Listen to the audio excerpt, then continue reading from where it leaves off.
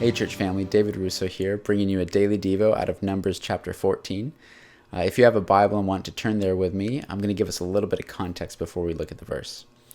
So at the end of chapter 13, we see that Moses has just finished leading the people of Israel out of bondage, out of captivity, out of slavery, under their Egyptian rulers, and he's brought them to the land of Canaan. They're right at the border now of crossing into the promised land, the place that God has vowed to give to the people of Israel. Before they go in, though, again, this assembly at this time is 1,000,000+ people. Before they go into the land, Moses sends out 12 spies to bring back a report of the livability of the land, as well as the military strength that's set up and fortified in Canaan. When the spies come back, they have a split. 10 of them begin to sow discord. They begin to sow negativity, fear, and doubt among the people. And Joshua and Caleb have a different story. Now we're going to look at that right here at the beginning of 14, verse 1. It says, "That night, all the members of the community raised their voices and wept aloud. All the Israelites grumbled against Moses and Aaron, and the whole assembly said to them, 'If only we had died in Egypt, or in this wilderness. Why is the Lord bringing us to this land only to let us fall by the sword? Our wives and children will be taken as plunder. Wouldn't it be better for us to go back to Egypt?' And they said to each other, 'We should choose a leader and go back to Egypt.' Then Moses and Aaron fell face down in front of the whole Israelite assembly gathered there. Joshua son of Nun and Caleb son of Jephunneh, who were among those who had explored the land, tore their clothes and said to the entire Israelite assembly, 'The land we passed through and explored is exceedingly good. If the Lord is pleased with us, he will lead us into that land, a land flowing with milk and honey, and he will give it to us. Only do not rebel against the Lord, and do not be afraid of the people of the land, because we will devour them. Their protection is gone, but the Lord is with us. Do not be afraid of them.' But the whole assembly talked about stoning them. And then the glory of the Lord appeared at the tent of meeting to all the Israelites." So in this passage, we learn two things about spiritual leadership.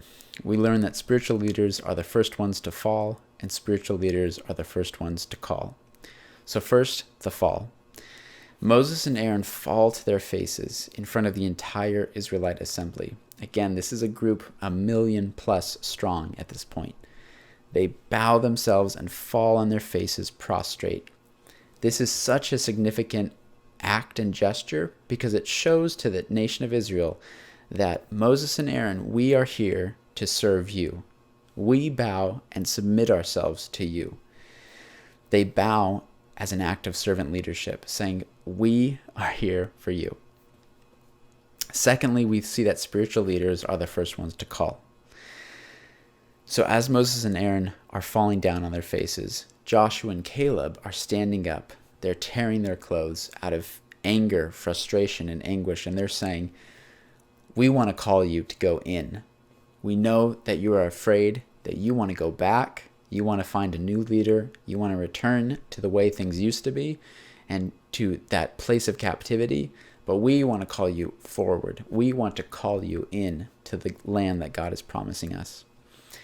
So the question is, where did Moses, Aaron, Joshua, Caleb get this type of depth of character?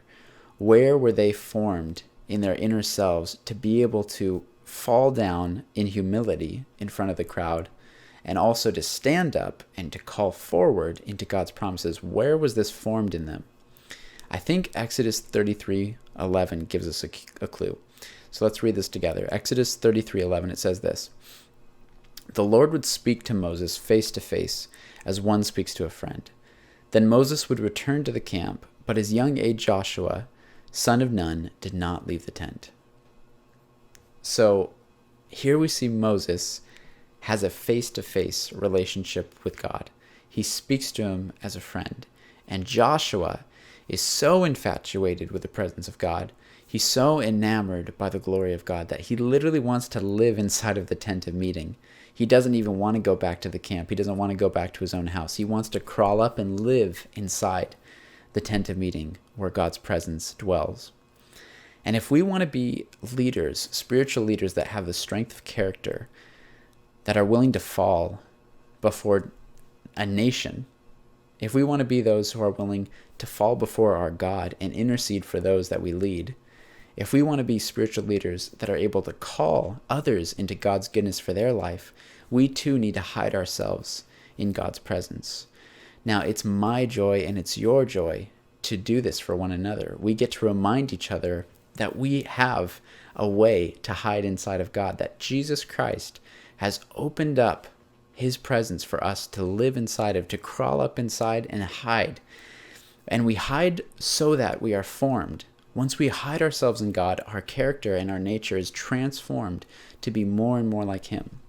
And so, church, I encourage you today, if you need strength to fall and humble yourself as a servant leader, if you need strength to fall and humble yourself and intercede for your friends, for your family, for your community, for your society, for this nation, for the world, if you need strength to stand up and to call, if you need to see clearly that God has good things for us to walk in, even when no one else sees, even when no one else has vision, you need to hide yourself in God.